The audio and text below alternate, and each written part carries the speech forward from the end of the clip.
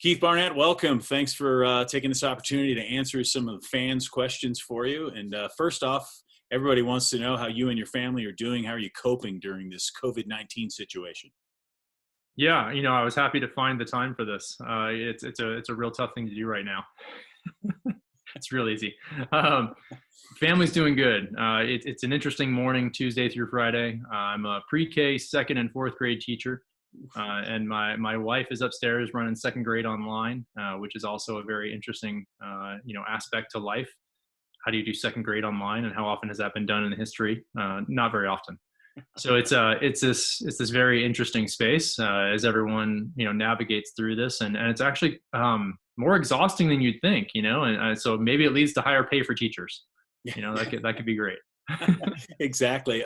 For fans that don't know, how many of your kids do you have? You kind of mentioned that you're teaching them all, but how many kids do you have? What ages? What grades are they in? Yeah, three girls. We got 4, 7, and 10. The 4-year-old will be 5 here in a month, so she'll be in kindergarten this next year. So then we'll have kindergarten, third, and fifth. And so it'll be all in one school with my wife teaching second grade there. So my whole life will move to one building, and obviously then our house. And that's with Exactly. hopes that it actually happens this fall. So that will be great. That will be great. How about your staff? How are you staying in contact with your staff and maybe some of your team members during this time as well? Because you would have probably been having practices and at least doing some recruiting during this time. Yeah, this last Saturday we would have scrimmaged Mesa if everything had worked out. In the previous 3 Saturdays we'd have had some matches. It would have been pretty nice.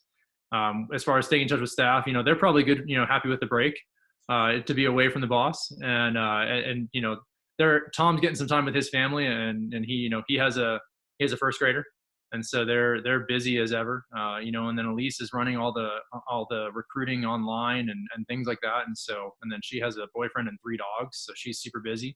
And Kate is still being ever as efficient as Kate and still setting things up and running the numbers to see what our season will look like, and everybody's just kind of staying as busy as we possibly can. Yeah. Since we've already talked about sort of recruiting, kind of give the fans an idea. What is it like to recruit from the Air Force Academy standpoint? Because we know, maybe the academic standards are really high, but there's also people, it's a military academy. So what's it like to recruit here?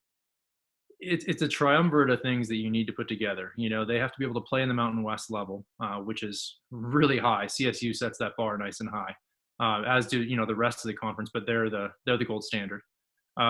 Then after that, you've got to have the academic side of things put together, where it's 1350 or higher on the SAT. I mean, that's no joke. And so if you start looking at that, and then the GPA that goes along with that, or the AB, the AP courses and things like that, and IB, whatever schools they're in, and you have to have an incredibly driven athlete who's going to then sign up for the military afterwards for 5 years minimum. If you want to be a pilot, it's 10. So it's pretty incredible. But the opportunities are also incredible. And so I think that's where, we have an advantage, is that it makes recruiting almost simple too, because it's, do you want all of this? And we kind of show them a platter and say, it comes with all of this, whether you like it or not, and parts of it you're going to like and parts of it you'll put up with. And I think it's a good setup for the rest of your life. Yeah. So then once you get these athletes in and they're there and they're doing everything, and a lot of people who may be watching this, maybe you don't understand, there's like a threefold thing there at the academy. If you're an athlete, you are a student, so you're going to class, and there's also all of the military training that they have to do as well. So as a coach, how do you balance all that, and how do you help your athletes balance the fact that they have this triumvirate of things they have to do? Yeah. We have to be empathetic, which is not something I'm very good at. So my wife is constantly working on me, and we're reading a lot of books to better understand women, obviously, and then obviously the process of empathy. You have to be thoughtful, and you have to be, consistent and constant in what you're doing. I think that those are things that the athletes that select the academy demand, and it's also what they thrive under. And so we're trying to provide all of that. And so, once they get through all the medical testing, they can't have a peanut allergy, they can't have asthma, they can't have anything, any long-term injuries, no other issues. It whittles down the crowd pretty significantly, which is, good and bad. It makes it pretty simple from a recruiting standpoint. It's either, yes or no a lot of times. How many times, I guess, during recruiting, staying with that subject matter is do you see maybe an athlete that you really would like to have on the team, but then you have to do the background check and you have to go, okay, well, what's she going to think about joining the military? Will she are her academics high enough? I mean, where do you start with all that? We always start with the academic side of things. That's the first delineation. And then after that, it's, do you think that they would be a fit from a military side of things? And so a lot of times you end up asking, their club coach, or you ask their, the head of the club. I actually had one club coordinator. I asked about an athlete and he started laughing, because he was like, I can't even get her to show up to clean the gym on time. He's like, there's no way she's going to thrive in the military. And so it was a very easy decision at that point. As we mentioned, this is a tough time in our world with the COVID-19 situation. I'm curious, have any of your former players reached out and said anything to you, any of the alums? Yeah. I've heard from Liz Pennington. She was asking, she's like, so spring season's over, and that was like when it first happened. And so she was bummed, because she was going to show up for some things if she could, and if she were in the area. I randomly, when we were at Washington, D.C. this last fall, we were out at the monuments after the tournament's over, and Becca is out there walking around from 2015, and we're just like, what? And so, she's an OSI grad. And so she was there with her team and they were going over some things, and, she's super important. And then out recruiting this last spring before everything shut down, I run into Piper's mom, Piper Heineck. And, she's out there and she's like, oh, I'm here just watching, one of my nieces, and she's playing on this team over here. And so I end up going over there and hanging out with her and sitting down and watching, just watching some volleyball, but hanging out and finding out more about where Piper was. So it's a heck of a thing. And we're hoping that, we get to see more of them in the fall, and that we, when we go places, that they're there and out to support, and anything we can do to get in touch with Falcons from the past is a wonderful thing. Yeah, this would be a good way to do it here. If you want to get in contact with Coach, pretty simple to find his email on our website. Do you do anything special? I mean, obviously they want to show up at your games, the alums do, and just cheer you on. But do you ever do anything special if beforehand going into a place that you travel to? Yeah, we've done some alumni or even just graduate things, events. In Boise a couple of years ago, we went to a pub after the match and hung out, and we did. The team got to meet everybody who was a grad in that area. And then last year, when we were at the Pentagon, we went out to one of the former water polo players' house, and we had no idea who was going to be there. And it ends up being a bunch of 1-star and 2-star, generals, and one who was the former comm here. And so then there's just a whole bunch of connections, and the kids loved it. Like they love being around and hearing the stories and seeing how things go. So anything that we can do like that is highly encouraged, where, the current players get to interact with past grads or even past players. And so our kids eat it up. Yeah. Have you noticed that there's maybe more of an excitement, or maybe a recalculation that, hey, I made a good choice here because I see my future now, and they see these alums from 3, 4, 6, 10 years ago that are in a really good position in the Air Force? Yeah. And they may even want to fly F-22s because of it, or something like that. They're just like, yeah, that's where I'm going. This is it. And so something clicks, and they'll hear it from so many places and so many faces, but then to actually see someone who's gone all the way through it and is not associated with the athletics department or doesn't want something from them. It's simply, hey, you're going to be amazing.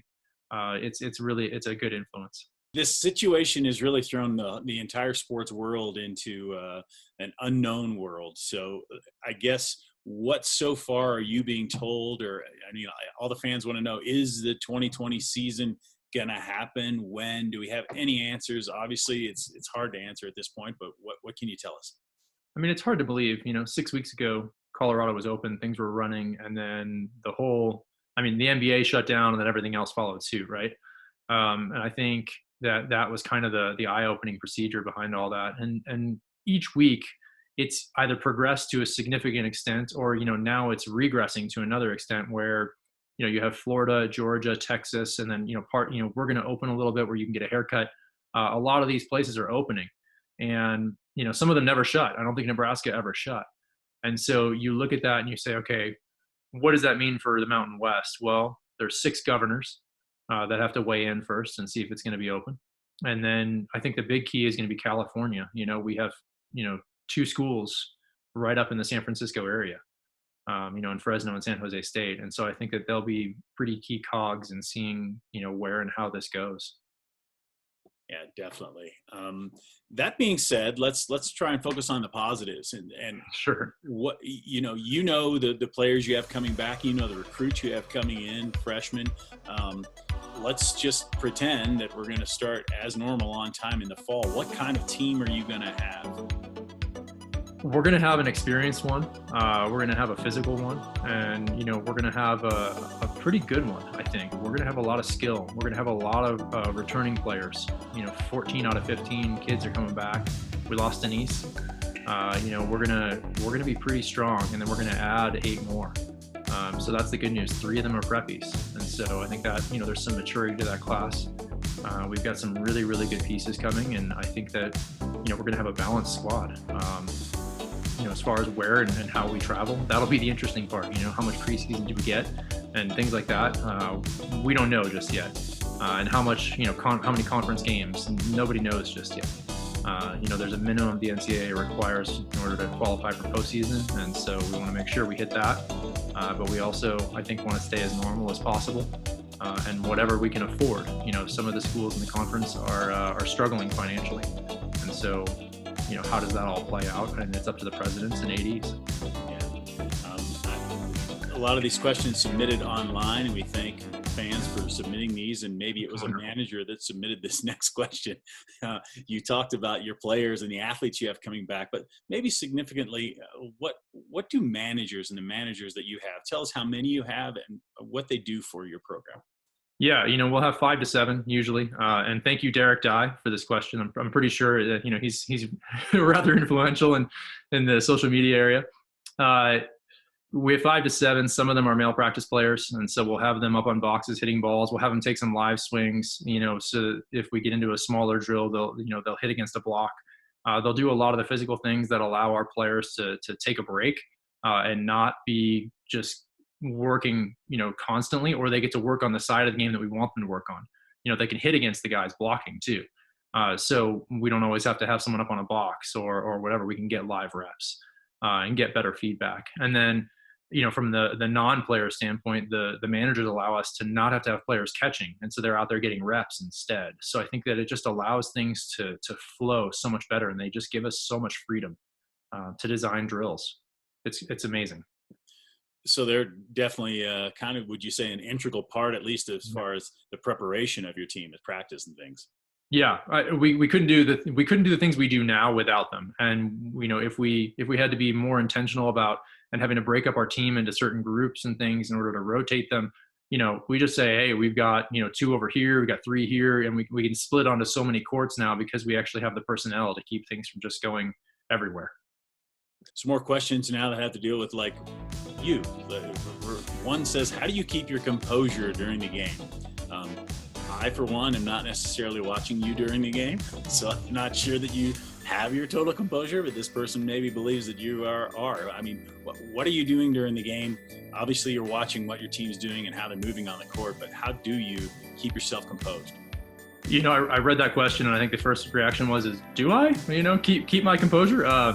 No, I try and do my best. Certain things, every coach has red lines and things that, are really frustrating. So I think I just try and, first of all, I track certain things to keep my mind off of dwelling on simply what I just saw instead of the bigger picture. And then also on top of that, I rely on our staff to make sure that we're getting the right information and make sure that, I'm helping them with what they want, or they're giving me what I need and things like that. And that they're, going to the players for the pieces of information that they're asking for. And so I think that we have a great staff that allows us to do all those things. And so then as long as we have that trust and we've built that time together, it's really easy to rely on the players because they're in practice working really hard every single day. I think last year was a real realization as far as what's expected in the Mountain West. And from a training standpoint, you come in on Thursday, you play really well, film goes around on Friday, the next opponent already knows what you've done, and on Saturday you hit that same shot, and guess what? Someone's standing there. So what do you have to do? Oh, I have to change. Yeah, you have to change now. Yeah, now. Oh, what does that mean? Well, it means you should have worked really hard, the previous 3 months in practice in order to make sure you have all that variety. So I think all of those things coming from last year to this year is going to allow me to keep my composure even better, because we have so much experience and knowledge coming back, and our staff is complete again, and we know, who we are. Yeah, it was your first year last year as the head guy. Was there a difference? I mean, obviously you were on the bench years prior to that with Mark Swindle. What was the main difference to you being a head coach as being an assistant? Mark always told the joke that you move over from the assistant's chair to the head coach's chair and you lose 40 IQ points. I think it's true. I think just the influx of information going through the head coaching position versus the assistant's position it's a lot, and it's a lot to get used to, and especially at a program here at Air Force where there's a lot of things to decide before you even get to the match. From a scheduling perspective, and from just making sure your team is okay, to did we get everybody through basic, and so many pieces that come through that chair. That when you get to the game, if you haven't done all those things well, you're going to feel stress. And so I think the biggest thing was, again, the experience. If we bring back this many people, we're going to be in a better place. And last year we graduated 5 starters. That's a lot. it's a lot of Mountain West experience that was just gone, let alone starting experience. And then Denise coming off knee surgery slowed us down. So I think that if we can kind of hit the ground running a little bit more this next year, it'll make my chair a lot easier to sit in. We've talked to other academy coaches, and this really wasn't a question submitted by a fan, but I want to follow up on what you just spoke about there. And that is, a lot of academy coaches try and get enough of a mixture in their rosters so that they have a junior and senior laden team just about every year if possible. Do you have that same sort of mindset? Yeah. They say get old and get deep, right? And so I think relying on a freshman coming straight out of BCT, basic cadet training, is difficult, and especially in a fall sport. It's one thing when you get a couple months to train and lift and kind of normalize if you're a winter sport or a spring sport like I was when I was playing men's volleyball.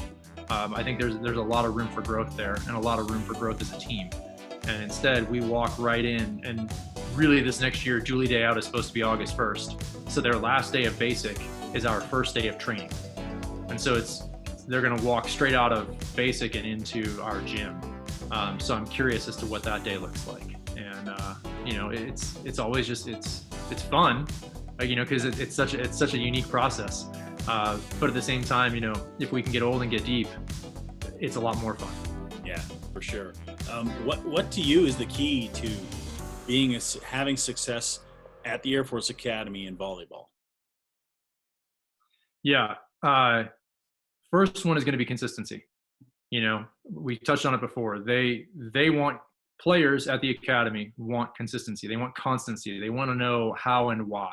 And so my job is to give them the why so that they know how. And that gives them a lot of power. And I'm all for giving our players power. And then the second piece is having a wonderful staff, and everyone standing behind us, like you and everyone who with the athletic admissions process and things like that. Everything that goes into this is critical to have all of that allows that consistency and constancy.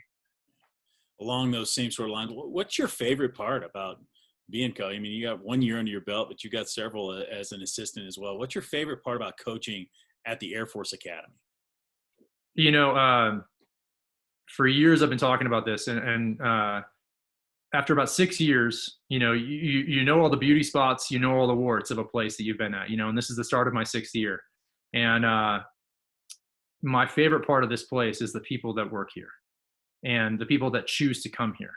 And so being able to build this team, with our athletic department, with, all the academic side of things, and with everything we have from a weightlifting standpoint, and everyone who's a part of this, and then our kids who choose to come here, and our staff that chooses to stay here, and, through the struggle and the hard times, where you go 8-22, because you're rebuilding and you're rebranding, and you're saying, hey, we just graduated a whole bunch of experience. What are we going to look like now?